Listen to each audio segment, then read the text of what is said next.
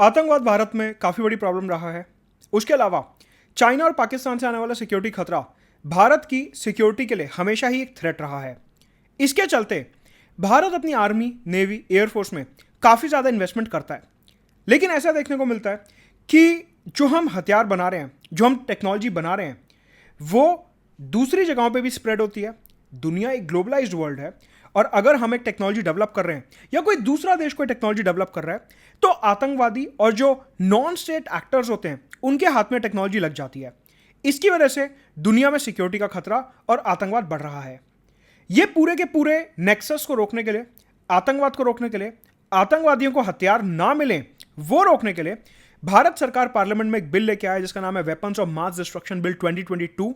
क्या है इसके संवैधानिक एस्पेक्ट, क्या है इस बिल के अंदर, इसके लीगल प्रोविजंस क्या हैं, यूपीएससी ने क्या पिछले कुछ वर्षों में सवाल पूछे हैं इस टॉपिक से जुड़े हुए, सारी बातें इस पर्टिकुलर वीडियो में करेंगे। Presented by me Mudit Gupta. Unacademy subscribe करने के लिए user referral code Mudit Gupta 10% discount के लिए। साथ में अनअकैडमी के physical notes are now available. Also combat शुरू हो रहा है 28 अगस्त को सुबह 11 बजे। गेमीफाइड वर्जन है, डू अटेम्प्ट इट। साथ में ऑफलाइन सेशन होने वाला है मेरा अनअकैडमी के अनअकैडमी एक्सपीरियंस सेंटर पे ओल्ड राजेंद्र नगर में 28 अगस्त को सुबह 11 बजे। ऑल्सो 25 अगस्त से नए बैचेस शुरू हो गए हैं एंड ऑप्शनल के बैचेस इंग्लिश हिंदी बाइलिंगुअल में अवेलेबल हैं।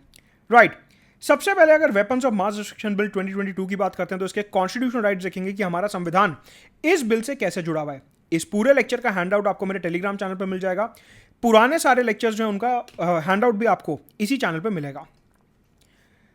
कॉन्स्टिट्यूशन में सबसे पहले हमारी जो प्रस्तावना है, हमारा जो प्रियम्बल है, वो कहता है that we need to maintain fraternity. Fraternity का मतलब होता है स्पिरिट ऑफ ब्रदरहुड, भाईचारा।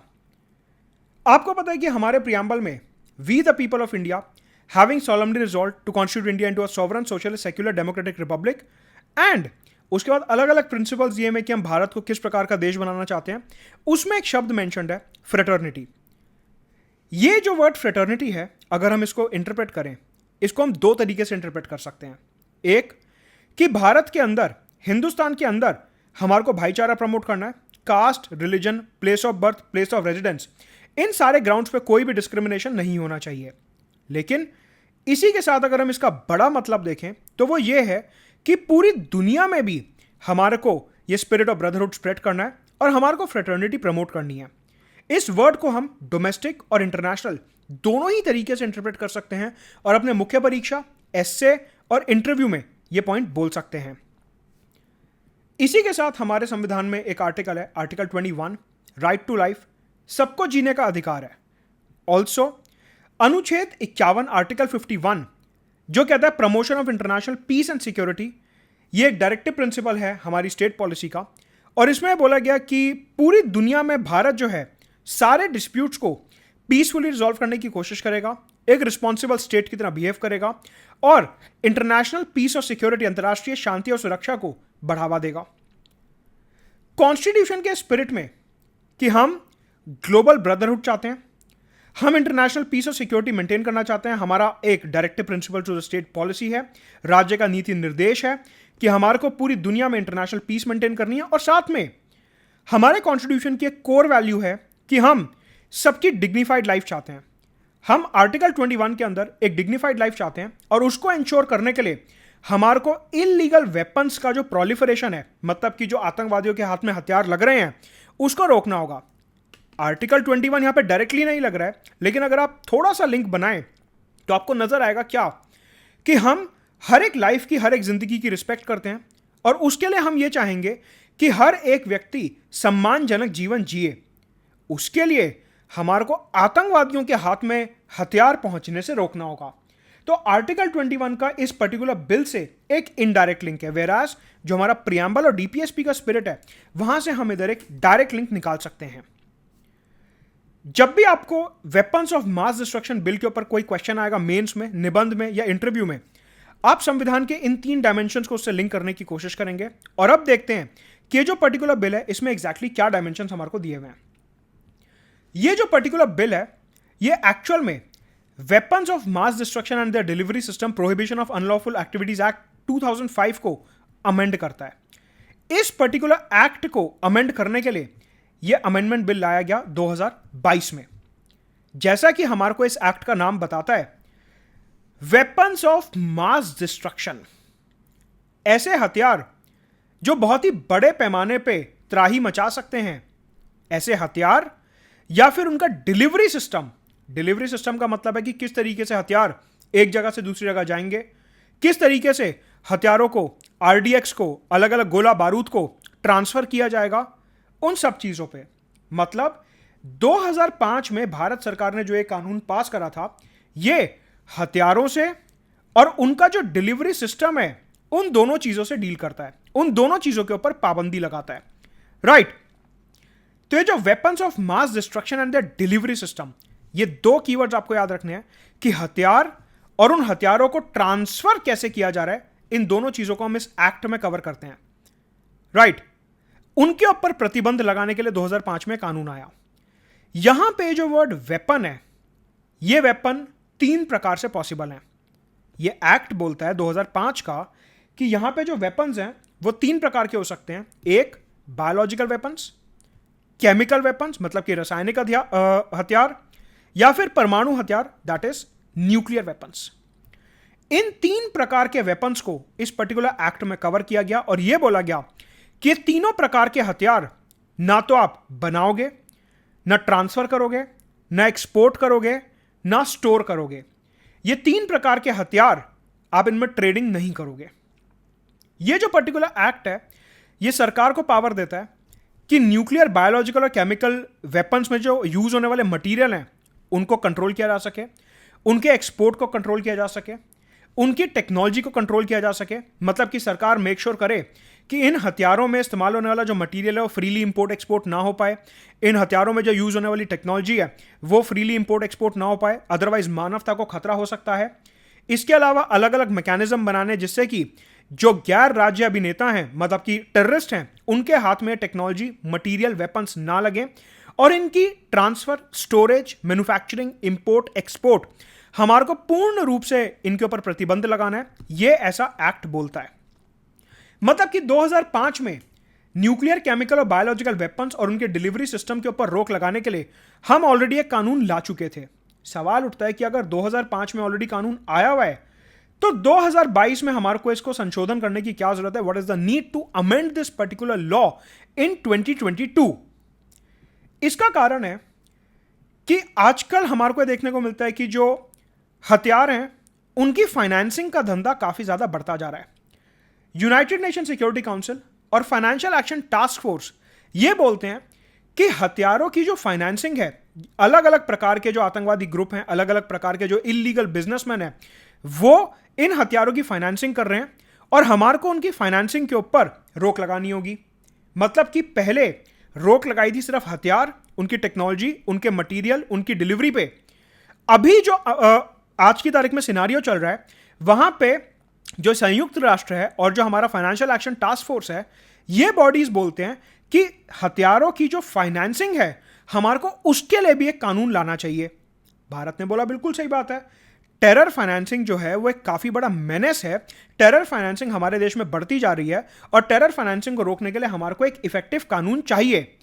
सरकार ने अपने इंटरनेशनल ऑब्लिगेशंस को पूरा करने के लिए, अंतर्राष्ट्रीय स्तर पे जो हमारे ऑब्लिगेशंस हैं वो पूरा करने के लिए सरकार ने 2005 के बिल को अमेंड करने का सोचा, 2005 के बिल को संशोधन करने का सोचा कि हमें टेरर फाइनेंसिंग के ऊपर, वेपन फाइनेंसिंग के ऊपर रोक लगानी है।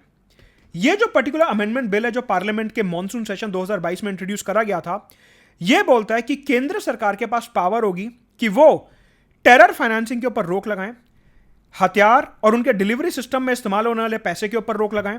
अगर कोई भी व्यक्ति हथियारों के लिए या उनके डिलीवरी सिस्टम के लिए खर्चा कर रहा है, पैसा दे रहा है, सरकार उसके खिलाफ एक्शन ले सकती है और सरकार उसके ऊपर रोक लगा सकती है। साथ में सेंट्रल गवर्नमेंट को, केंद्र की सरकार को यह पावर दी गई है कि अगर उन्हें कोई व्यक्ति दिखता है जो हथियारों में पैसा इन्वेस्ट कर रहा है या हथियारों के डिलीवरी सिस्टम में पैसा इन्वेस्ट कर रहा है इलीगली, उसके एसेट्स को सीज कर लिया जाए। मतलब कि उसकी जमीन, घर, जायदाद, वो सब सरकार अपने कब्जे में ले लेगी कि यह आदमी टेरर फाइनेंसिंग को प्रमोट कर रहा है, हथियारों की फाइनेंसिंग को प्रमोट कर रहा है। और उस चीज को रोकने के लिए केंद्र सरकार को पावर दी गई है कि वो किसी के भी एसेट्स को सीज कर सकते हैं। तो बेसिकली 2005 में जो कानून पारित हुआ था संसद भवन द्वारा, जो पार्लियामेंट ने कानून पास करा 2005 में, उसमें प्राइमरली जो बात हो रही थी वो हो रही थी manufacturing, storage, import, export, technology, export material, इन सब की। जो 2022 में संशोधन कानून आया है वो स्पेसिफिकली फाइनेंसिंग एस्पेक्ट को लेकर आया है, पैसे के एस्पेक्ट को लेकर आया है, जिससे कि हथियारों के प्रोलिफरेशन को, हथियारों के फैलने को हम एक डेडिकेटेड तरीके से रोक सकें। इस पूरे बिल और टॉपिक में मेंस, एसए और इंटरव्यू के पॉइंट ऑफ व्यू से कुछ कीवर्ड्स हैं जिनका आपको ध्यान रखना है। एक वर्ड है क्वाजी फेडरलिज्म। मैंने आपको यहां पे बहुत ही स्ट्रेस देके बताया कि ये जो पावर दी गई है फाइनेंशियल एसेट्स सीज करने की, फाइनेंशियल एसेट्स पे कब्जा करने की, जब्त करने की, वो सिर्फ केंद्र सरकार को दी गई है। राज्य सरकार के पास, स्टेट गवर्नमेंट के पास इधर कोई भी ऐसी पावर नहीं है। दूसरा कीवर्ड है security of India and terror financing, कि भारत को सुरक्षित देश बनाने के लिए, भारत को आतंकवाद से छुटकारा दिलाने के लिए और आतंकवादियों को पैसा ना मिले, आतंकवादियों को यह हथियार ना मिले, इस मायने से हमने बिल पास करा है। और साथ में मैंने आपको एक कीवर्ड बताया कि United nation security council of financial action task force के जो अलग अलग रेजोल्यूशंस हैं, अलग अलग प्रस्ताव हैं, उनको फॉलो करने के लिए और यह दिखाने के लिए कि इंडिया एक रिस्पॉन्सिबल ग्लोबल पावर है, हम फ्रेटर्निटी चाहते हैं, हम शांति चाहते हैं, हम आतंकवाद नहीं चाहते, ये रिस्पॉन्सिबल ग्लोबल पावर का एक हमारा फैसेट दिखाने के लिए हमने बिल पास करा है। तो ये थे इस बिल के कुछ लीगल एस्पेक्ट। कोई बहुत बड़ा बिल नहीं था, छोटा सा बिल था, फाइनेंशियल एस्पेक्ट इसमें कवर हो रहे थे। यहां पे देखते हैं कि प्रीवियस ईयर क्वेश्चन में यूपीएससी ने क्या सवाल पूछे हैं। प्रीलिम्स 2002 में एक बिल आया था, the draft electricity bill seeks to replace. ये जो ड्राफ्ट इलेक्ट्रिसिटी बिल 2001 है, इनमें से किसको रिप्लेस करता है? अब आप कहोगे कि यहां पे तो हम बात कर रहे थे वेपन्स ऑफ मास डिस्ट्रक्शन की, यहां पे बिजली का क्वेश्चन कहां से आ गया? ये क्वेश्चन सॉल्व नहीं करना है, आपको यहां से पैटर्न पकड़ना है। पैटर्न कैसे? कि अगर इस कानून के ऊपर क्वेश्चन आ सकता है तो आपको यूपीएससी ये भी पूछ सकता है कि जो weapon of mass destruction and delivery system unlawful activities prevention act है, पूरा जो हमने कानून देखा, ये किसको अमेंड करता है? या फिर एक और सवाल आया था प्रीलिम्स 2003 में फेमा के ऊपर, कि जो फेमा कानून पास किया गया था उसके प्रोविजंस को लेके। आपको दोबारा से यहां पे क्वेश्चन आ सकता है सेम लाइंस पे कि जो weapons of mass destruction bill है ये कौन से टाइप के वेपन्स को कवर करता है, या फिर ये जो अमेंडमेंट बिल आया है ये स्पेसिफिकली कौन से एस्पेक्ट को कवर कर रहा है, फाइनेंसिंग एस्पेक्ट को। इस तरीके से पैरेलल क्वेश्चन बन सकता है। तो यहां पे हमारे को एक क्वेश्चन सॉल्व नहीं करने, हमारे को पैटर्न देखना है क्वेश्चन का कि यूपीएससी किस प्रकार से यहां से अनलॉफुल एक्टिविटीज वाले कानून से सवाल पूछ सकता है। मुख्य परीक्षा 2013 में एक सवाल आया था, money laundering poses a serious threat to country's economic sovereignty, What is the significance for India and what steps are required to be taken to control this menace? इस पूरे के पूरे आतंक को रोकने के लिए हमारे को क्या करना है? जो ये मनी लॉन्ड्रिंग है और टेरर फाइनेंसिंग है, अभी हमने देखा कि सरकार उसके लिए बिल लाई है। तो जब भी आपको इस टाइप का क्वेश्चन आएगा तो आप उसमें ये फॉर्डर पॉइंट्स मेंशन करोगे कि वो United nation security council financial action task force के रेजोल्यूशंस को ध्यान में रखते हुए हमने टेरर फाइनेंसिंग रोकने के लिए और वेपन्स में इन्वेस्टमेंट रोकने के लिए पर्टिकुलर कानून लाया जिसमें सेंट्रल गवर्नमेंट को ऐसी पावर दी गई है। मेंस 2019 में एक सवाल आया, Indian government has recently strengthened the anti-terrorism laws by amending UAPA 1967 and NIA Act. Analyze the changes in this context.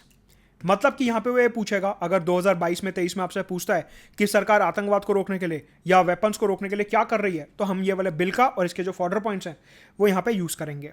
एक और सवाल बनता है मेंस 2020 का कि Indian constitution exhibit centralising tendencies, quasi federalism के ऊपर क्वेश्चन है, to maintain unity integrity of nation, elucidate in the perspective of epidemic diseases act, disaster management act and recently passed farm laws. वो कह रहा है epidemic diseases act, disaster management act और farm laws ये दिखाते हैं कि इंडिया क्वाजी फेडरल देश है। एनालाइज करो।